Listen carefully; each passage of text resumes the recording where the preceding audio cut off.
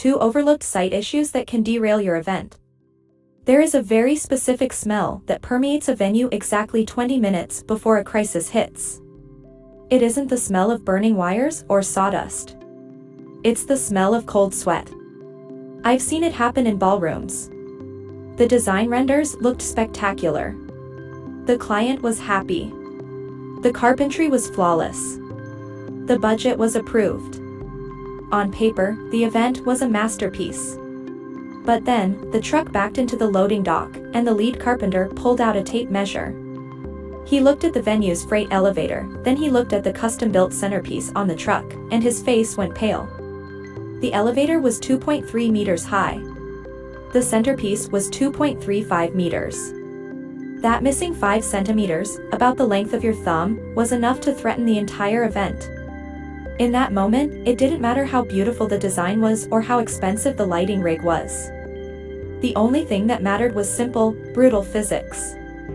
As an event contractor, I live my life in these margins. We are often seen as the people who bring the hammers and the drills, but our real job is being professional paranoid. We look for the invisible ghosts in the venue that are waiting to haunt your production. Most clients worry about the catering running out or the keynote speaker missing their flight. But in my experience, the things that actually kill an event are boring, unsexy, and completely invisible until it's too late. Here are 3 site issues that are almost always overlooked, but have the power to turn a dream launch into a logistical nightmare. 1. The a standard door fallacy. We need to talk about the journey from the truck to the stage. When we do a site visit, everyone looks at the ceiling height in the ballroom. They look at the chandelier placement. They look at the stage width. But very few people walk the key path of resistance, the exact route a 300-kilogram crate has to take to get from the wet pavement of the loading dock to the plush carpet of the event hall. Here is the trap: venue floor plans often lie. A floor plan might list a service door as 2 meters wide. But what the drawing doesn't show you is the fire extinguisher box protruding from the wall that reduces that width by 6 inches. It doesn't show you the sharp 90-degree turn in the service corridor that makes it mathematically impossible to maneuver a long truss section. I once worked on a project where the client wanted a massive, seamless LED wall. It was gorgeous. But the venue was an older hotel with a service elevator that hadn't been updated since the 1980s. The diagonal depth of the elevator was smaller than our largest screen panel.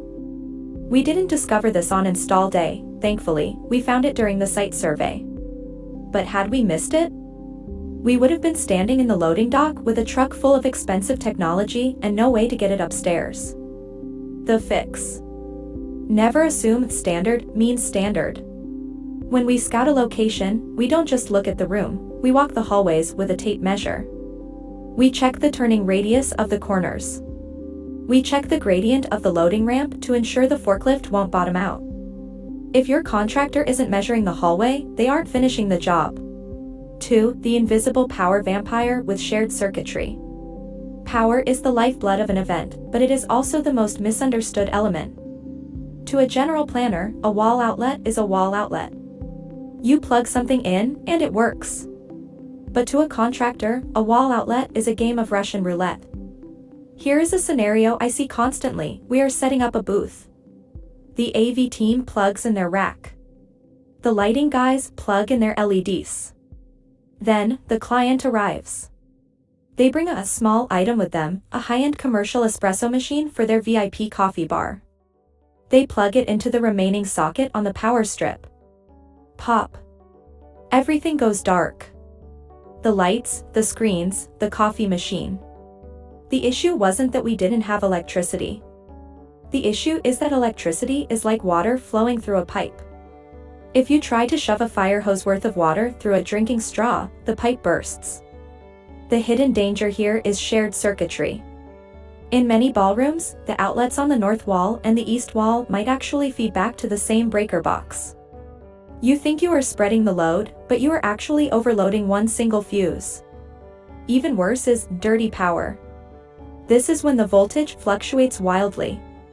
Your coffee maker won't mind, but your expensive LED video processor? It hates fluctuation.